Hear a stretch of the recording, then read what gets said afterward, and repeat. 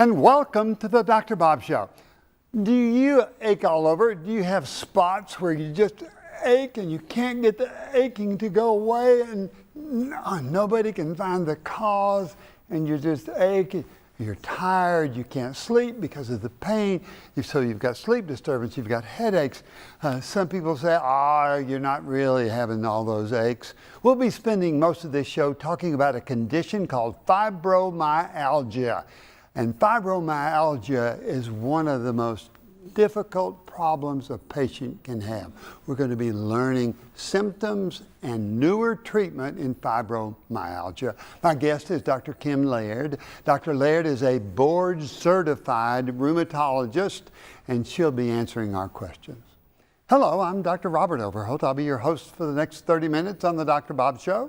Later on, we'll be talking about food allergies, some new findings in food allergies, and hemoglobin A1C. It's going to help determine whether we have a chance of getting type 2 diabetes. A lot of information for you. You'll want to stay tuned.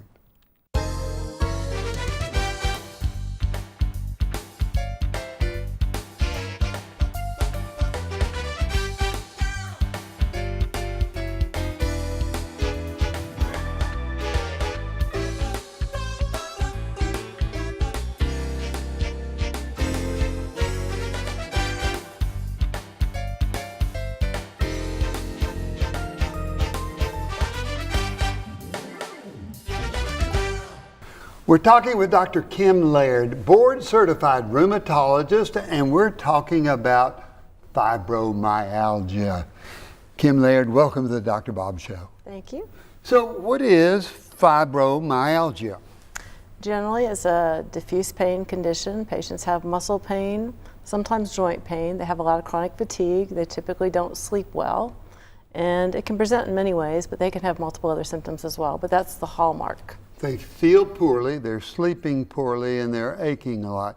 So what kind of ache is it? What kind of muscle pain? How do we go after the patient to make that diagnosis? Because I've sprained a shoulder and had muscle pain. So what's the muscle pain like? It's diffuse. Most of these patients will come in and say their bones hurt. Rheumatoid patients don't say that. Typically, they don't have pain in individual joints. It's going to be more tender to the touch. They don't like to be grabbed. They don't like clothes on them. They don't like their skin to be touched. Whoa, so it's really tender. That sounds like it's tender enough where you can't function well. Is it that tender? In some patients, yes. Are there certain specific places that you look for that pain and that tenderness before you ask about sleep problems? Well, there's always the trigger point exam. You have to have 11 matched pairs if you go by ACR criteria. So ACR, what's that? American College of Rheumatology. And you've got 11 paired points Trigger that you look for. Yes. What are 2 or 3 of those? Up around your trapezius. So in your shoulder, trapezius. Yeah, sorry, in your shoulder. Outside of the legs, inside, down here, on the back. So it's there are multiple upper, spots. lower, back. Any of the chest pain or abdominal muscles or anything like that ache too? Typically not. They will tend to get trigger points occasionally here. Abdomen is not typically involved. Facial pain? They shouldn't have it, no. Okay, so when they've got those aches and pains and you examine them and you say, it doesn't seem like doesn't seem like rheumatoid arthritis, it seems like something else. Can you pretty much begin to tell right away after a short history, or you have to take a long history? I prefer to take a long history. Yeah, so that gets all the information from the patient, and you're looking for paired trigger points, 11 classic, but they can be anywhere. Is that correct? So I can see if I ached all over and I couldn't have clothes that touched me, I certainly couldn't sleep well. What's the sleep problem? Most people have multiple middle of the night awakenings. They get up and down during the night. They may not actually get out of bed, but they awaken a lot. Not getting into stage 4 sleep is pretty classic, and people who lack the stage 4 sleep tend to develop more of the achiness and pain complaints. So is a sleep study part of the evaluation, or you pretty much by history don't need that? They're telling you they wake up all the time and they don't sleep. They look tired? Most of the time they do look tired. I'd say about 35% of my patients do have sleep apnea as well, or they have narcolepsy, or they have some other sleep disorder. So typically I will do quite a few sleep studies. I would think if I didn't sleep all night, if I woke up several times during the night, I would fall asleep every time I had the opportunity. What's the difference in that and narcolepsy that you see in these patients? They have more of a chronic fatigue during the day. They don't fall asleep if they sit down. Actually, if they give you that history, then you do think of sleep apnea or narcolepsy. But typically they wake up, they're not refreshed when they wake up. They feel draggy during the day. About 3 o'clock, they tend to hit a wall and they say, okay, I need to go take a rest. And then they'll get up and get their second win for the day. So they can perform during the day. Mm-hmm. Yes. Do they know they've got something wrong and the doctor can't find it? Or is there a way we can tell what's going on? Most people know. I mean, they tend to get into doctors relatively soon. Actually, it's been shown that if you give them a diagnosis and let them actually know what's wrong, it cuts down on doctor visits because they have something to work with and they have a plan. I think one of the worst things that can happen to a patient is for have symptoms and say, well, I can't find anything wrong. Is there a laboratory test? No. So there's not a laboratory test, so it makes it difficult on the patient. So what else are you looking for on the history? You've got 11 paired pressure points, muscles. Mm-hmm. They don't look like arthritis. They don't sleep well at all. What else are you looking for? Fatigue. A lot of people will also complain of tingling in their hands and their feet. Generally by the time they've seen me, they have had nerve conduction studies and they're normal. And if they're normal, that tends to go along with more of a fibromyalgia picture. Fairly frequent headaches, but that's not always. It's a subgroup of patients. Are headaches specific? Are they certain place like sinus or migraines or anything like that? Tension and migraines are associated with it. I think in the studies they found that episodic migraines were most associated with it. So episodic migraines, pressure points on muscles, sleep disorder, tired all the time. So when they walk in to see you, what's usually their main complaint? I don't feel good. I hurt from head to toe. I hurt from head to toe.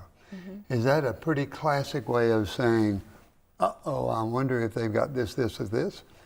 What's your differential diagnosis? Well, that's very patient specific. If you're looking at older patients, you look at things like polymyalgia. If you have patients... So polymyalgia, what's that?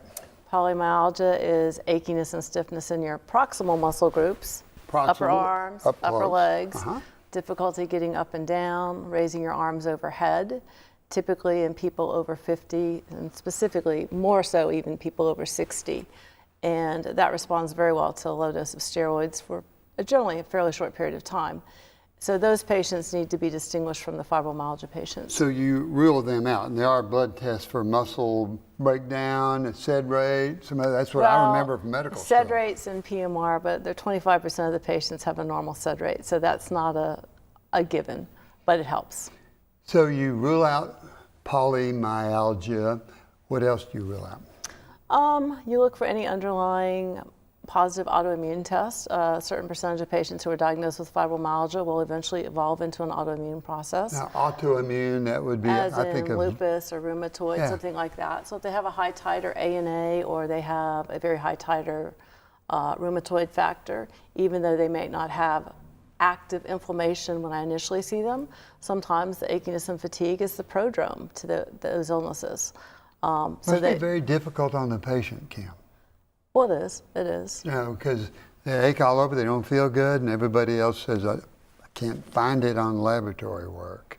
No specific diagnosis. Is there good treatment for this? There is some treatments.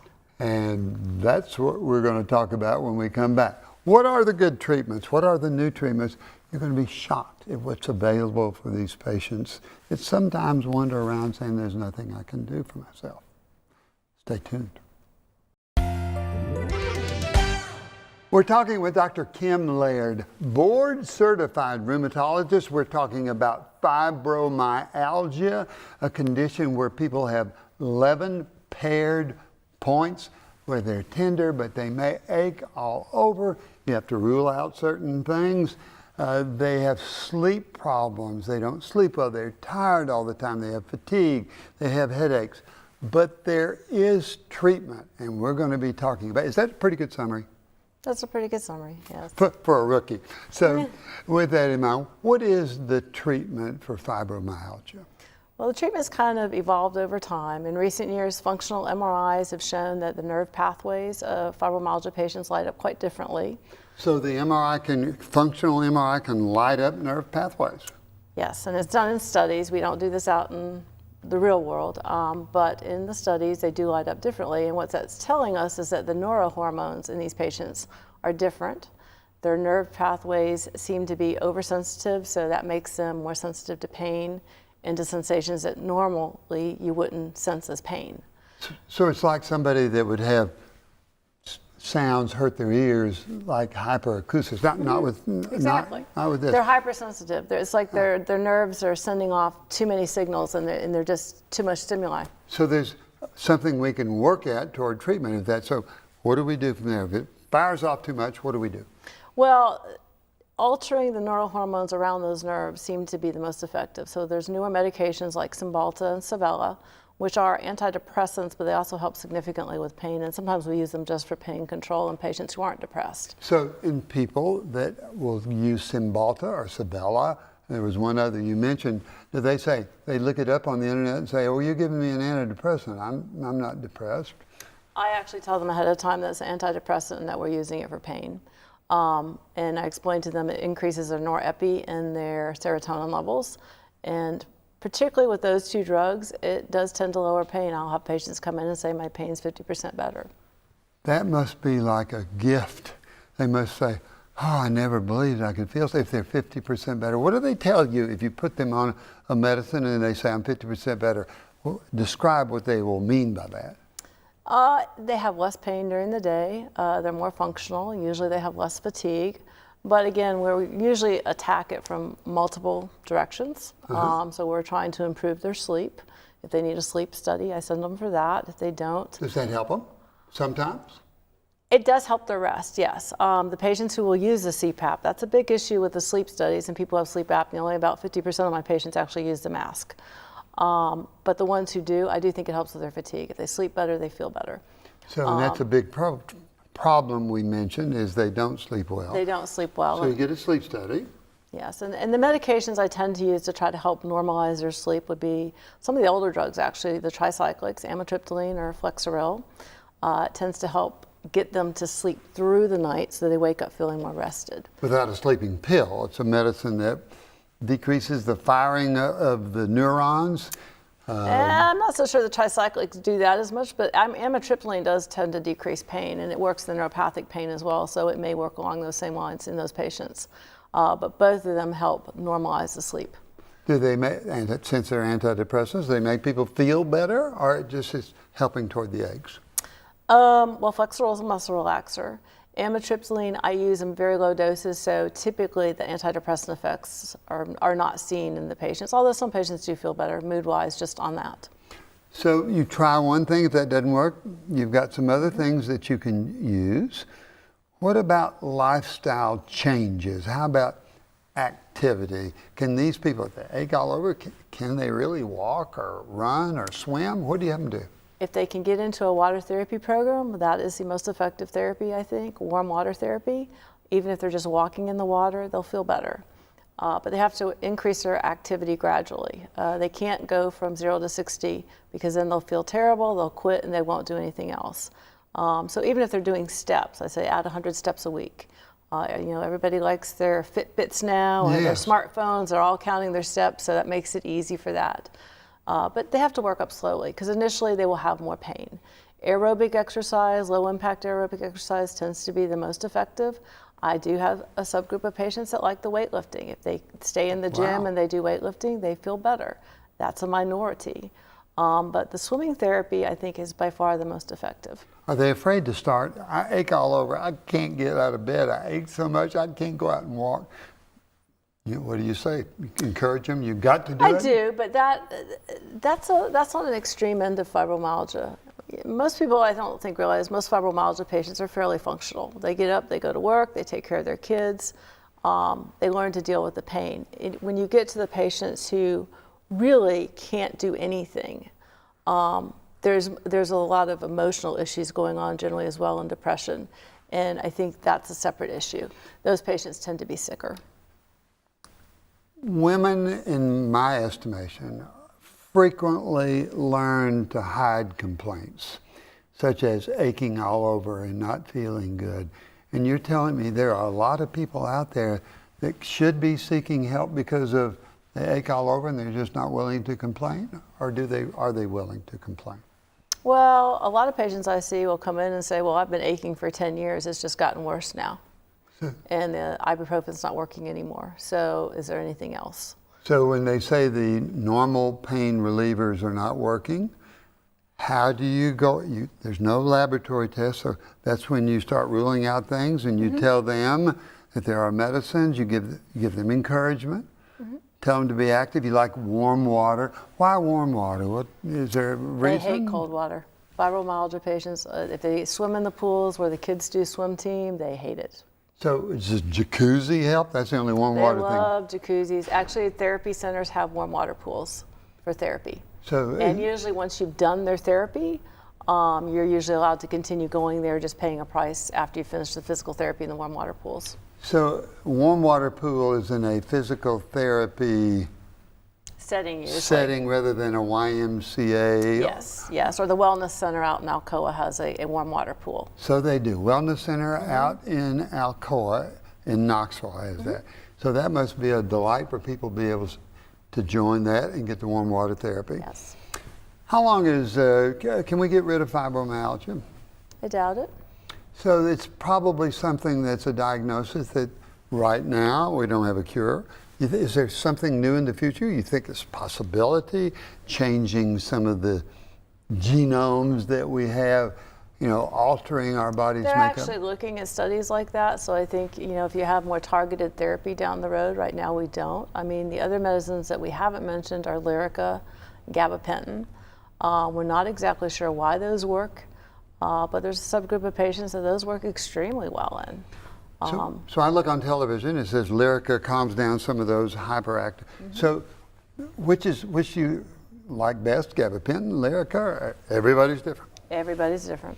So we always start with Gabapentin because that's what insurance pays for. You have to fail Gabapentin to get to Lyrica. Okay, so you have to try. What are the side effects of Gabapentin? If people don't tolerate it, it tends to be fatigue the next day. In older patients, it can be forgetfulness. I don't see that as much in the young. Swelling in the ankles. Grogginess. Grogginess. Yeah. The swelling is one of the big issues. Do 50% fail, or what percent fail Gabapentin, or you get good results with encouragement and guidance? Well, they're usually on a cocktail. So, they may be on Cymbalta and Gabapentin, and they may be using Flexeril for sleep. Or we may change it up and switch over to Lyrica, or we may switch to Savella. Even though the drugs work in a similar fashion, patients respond very differently to them. And so you change one at a time and you see what works. I also have patients that love acupuncture. The acupuncture can be useful also. So we've got Gabapentin, we've got Lyrica, we've got acupuncture, we've got Flexeril. So you've got a lot of armamentarium of medicines that you. What do you see, bottom line, with these patients? A lot of them get better. What do you see? Tell me. Well, people don't really get better per se. They get functional. They have less pain, and they learn to tolerate it better. And I think when they rest better, it's much less noticeable to them. So from your standpoint as a physician, how gratifying is it to see somebody that's very incapacitated and you allow them to be reasonably or very functional? That must be gratifying. It is, and I do have some patients like that have come in and basically they have spent 20 hours in bed. Again, that's the extreme, but actually I saw one of them today. But now she gets up and she does her daily activities. She has some complaints, but she's still 80% better than she was when she first came in. Kim Leaird, you're a wonderful teacher. You're a wonderful physician. Well, thank you. Everybody that sees you loves you because they know you're a caring, careful physician and I admire you very much. Thank you.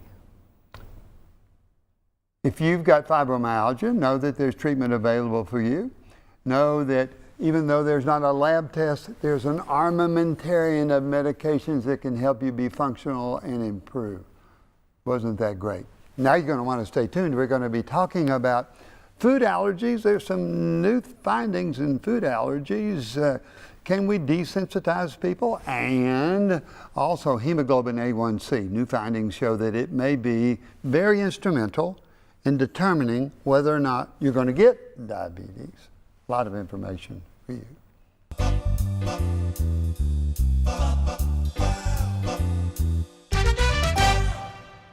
I want to thank Dr. Kim Leaird. Wonderful discussion on fibromyalgia. And now questions from you, the viewer, that I think will be important to your health. Dr. Bob, is there anything that I can do for food allergies? Well, let's talk about food allergies. They're on the increase. They're globally on the increase. There are every 3 minutes, there's somebody that goes to the emergency room because of allergic reactions to food. The true allergic reactions will lead to anaphylaxis, where people can go into shock. So if they eat a food that they have a true allergy to, they get itching in the roof of the mouth, then they may break out in hives, then they may get flushing and diarrhea and hives, and it's a terrifying thing. Those people need to know what they're allergic to and need to have EpiPen, epinephrine, available to treat each and every one of those. In the United States, there are 8 foods that cause 95% of food allergies, and that would be egg, wheat, corn, milk, fish, shellfish, soy, tree nuts, and peanuts. So all of those cause terrifying allergies. Peanuts, more than 50 people die each year in the United States. 1 out of 13 school children will have peanut allergy. So know how serious it is. Identify what it is. Now, there are other people that have food sensitivities. If you ate 1,000 Toll House cookies, you'd get sick. That's not a food allergy. That's a food intolerance. There are some people that can't eat fried foods that get gallbladder trouble. And there's some people that will eat gluten, and the gluten changes the GI tract. Not a true IgE allergy. That's the immune system that, instead of protecting us, develops an allergic antibody, and it can cause full-blown allergic problems, life-threatening. Be sure and discuss that with your doctor. Question number 2. Dr. Bob, hemoglobin A1C, that just tells me how my diabetes is. Well, there's new studies. People have diabetes, they have a certain level of their hemoglobin A1C.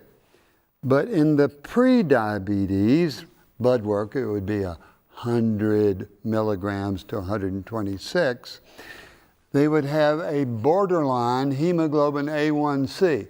The borderline hemoglobin A1C can help predict whether people are going to get type 2 diabetes further on down the road.